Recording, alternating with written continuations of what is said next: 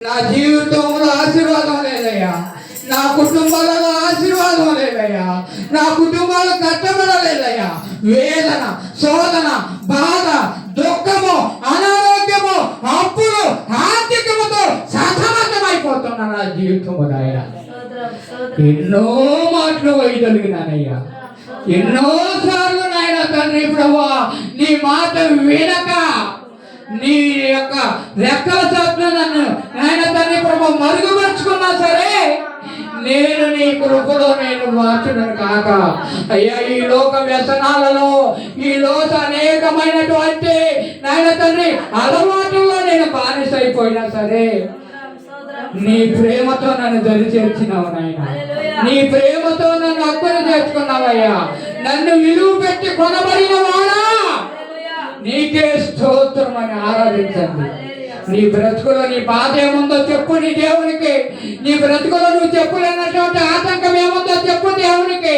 నీ బ్రతుకులో నీ జీవితంలో నీ కుటుంబంలో ఏ విధంగా నరక యాతన పడుతున్నావో నీ దేవుని కాలం ముందు నీవు చెప్పు, ఒప్పుదల చేసుకో.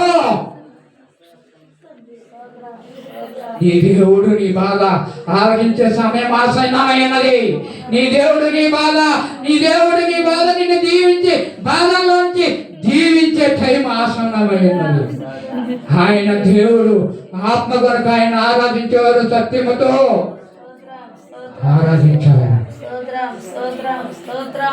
ఎవరు వ్యర్థముగా ఆరాధించుటగా వ్యర్థముగా ఆరాధించిన వారి ఆరాధన నీ దేవుడు ఆలకించేవాడిగా లేడు, లెక్క చేసేవాడిగా లేడు. ఎందుకంటే మనల్ని విలువ బట్టి కొనినటువంటి దేవుడు పరిశుద్ధమైనటువంటి దేవుడు. ఆయన